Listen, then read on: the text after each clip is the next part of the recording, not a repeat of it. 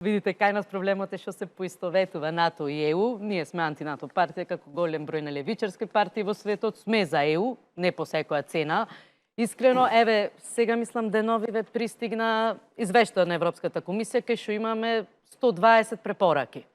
Кај што мислам дека не се разликува многу од претходните извештаи, само што претходно ако беа катастрофални, сега нешто има подобрување, да, во рибарството и земјоделството, иако не го поценувам, не ме сваќајте погрешно, клучните земјоделство, клучните сегменти, корупција, за жал, борба со организиран криминал остануваат без никаков напредок. И мојот впечаток е дека ние и да, ако сакаат бугарите, дури 3 март да го прогласиме за државен празник денот на Сан Стефанска Бугарија, ние пак нема да влеземе во ЕУ, токму поради ситуацијата во која се наоѓа македонското општество.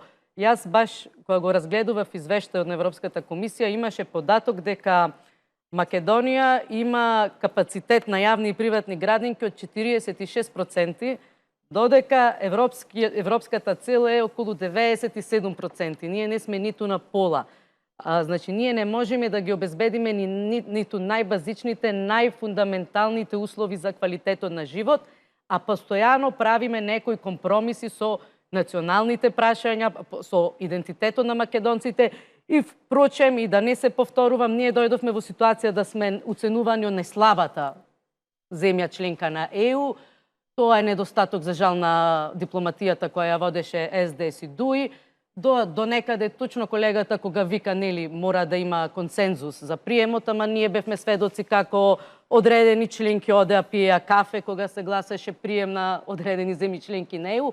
Така да, искрено, јас мислам дека нема ниту ЕУ, за жал, толку интерес и изјавите на некои европски бирократи се дека до 2030 година Европската Унија има сериозни проблеми, сериозни несогласувања внатре во самата Унија, така да дел од европските бирократи не ни размислуваат за проширување на ЕУ.